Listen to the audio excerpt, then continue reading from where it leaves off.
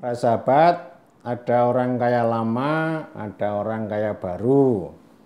Ada orang miskin lama menjadi kaya baru.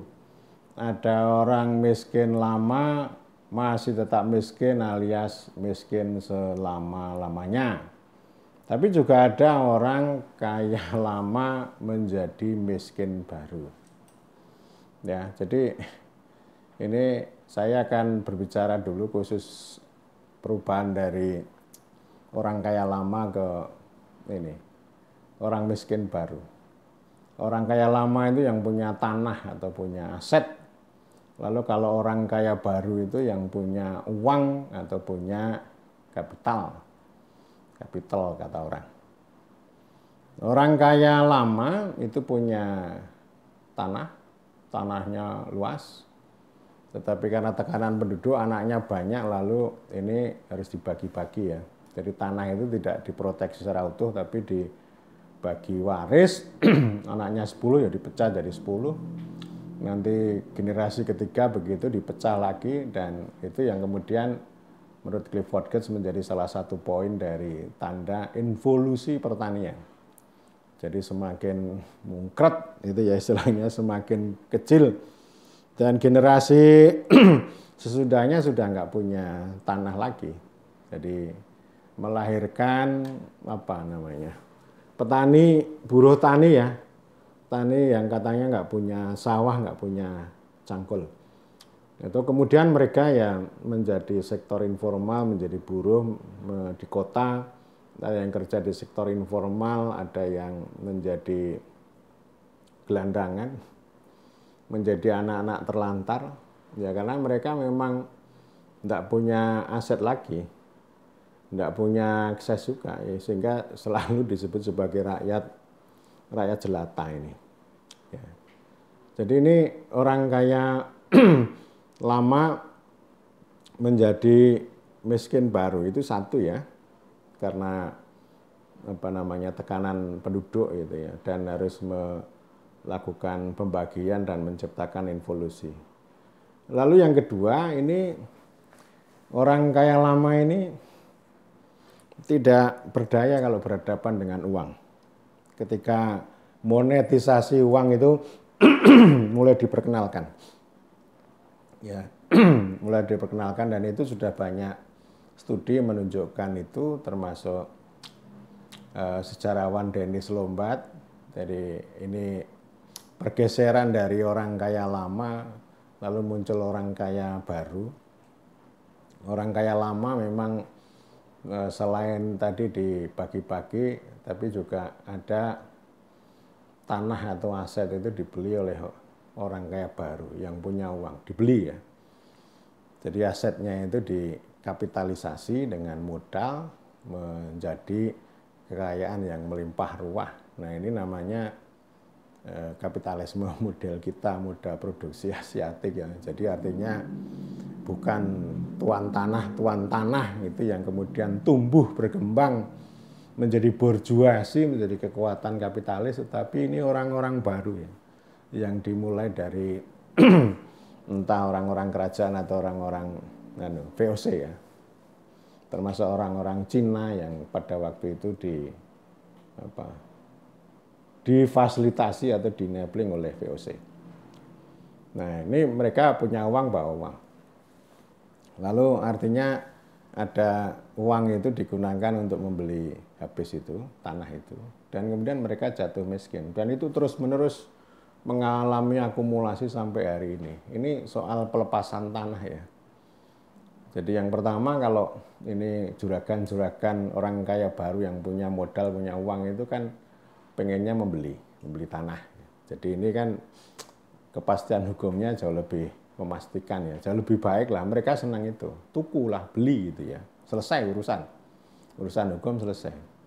Lalu yang kedua sewa, kalau sewa ini masih mending lah, jadi artinya yang punya tanah itu tidak kehilangan tanahnya gitu ya. Tapi kebanyakan yang pertama ini.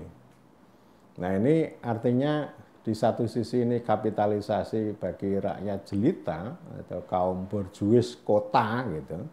Lalu di sisi lain juga memunculkan namanya proletarisasi. Jadi menjadi petani atau buruh tani atau petani gurem yang nggak punya lahan gitu ya, dan atau menjadi pekerja sektor informal yang nggak punya apa-apa, yang nothing tulus ya, kalau ini digerakkan untuk kepentingan banyak lebih mudah. Dan itu ada di mana-mana, di tetangga saya tanah itu habis dijual ya, meskipun ada kultur yang jelek juga, misalnya intinya kan begini, kan ada orang yang jual bakso bisa untuk beli tanah gitu, tapi ini orang-orang ini ada yang jual tanah untuk beli bakso. Jadi ini artinya orang bilang ini kultur ya, kultur yang malas, yang justru suka memiskinkan diri. Ada juga yang begitu ini dapat jual tanah, uangnya banyak, bukan untuk invest, tapi untuk main judi, untuk foya-foya, untuk beli barang-barang yang berlebihan ya. Dan itu banyak juga kan yang dulu rame-rame tanahnya dibeli oleh BUMN, rame-rame beli mobil mewah harganya 600-an juta, rame-rame, setelah giliran bayar pajak nggak kuat. Setelah beli Pertamax tidak kuat. Jadi ini namanya orang miskin baru ya. Dan nggak ada proteksi memang, karena memang itu diserahkan pada mekanisme alamiah, itu kultur ya.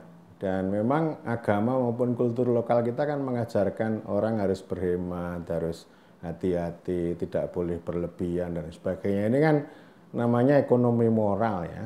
Tetapi biasanya orang yang sudah lama itu tidak menikmati modal, meskipun punya aset ya, meskipun punya aset tapi tidak menikmati modal. Begitu punya modal, begitu punya uang, itu modal madul ya untuk meningkatkan konsumsi.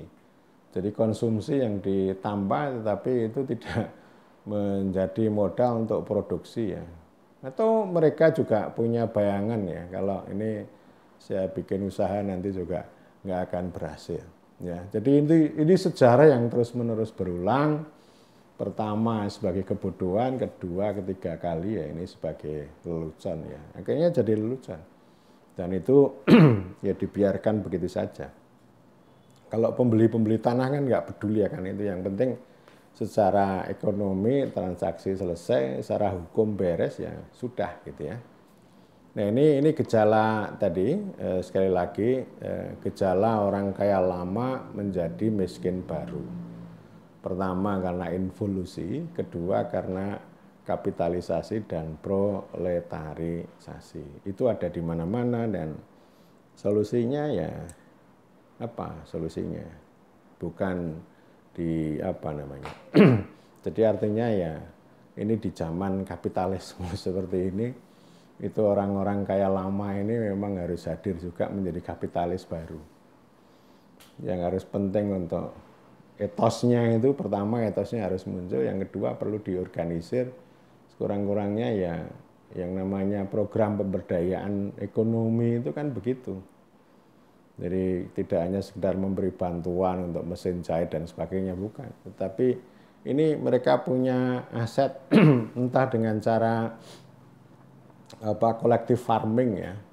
Kalau ini orang masih punya lahan 2000 meter, nah ini kan bisa dikolektivasi, bisa dikonsolidasi oleh desa, misalnya, yang kemudian diproteksi oleh pemerintah. Jadi artinya kita mendorong atau menyiapkan, mengenabling orang-orang yang punya aset itu nanti yang akan menjadi borjuis, menjadi pemilik modal.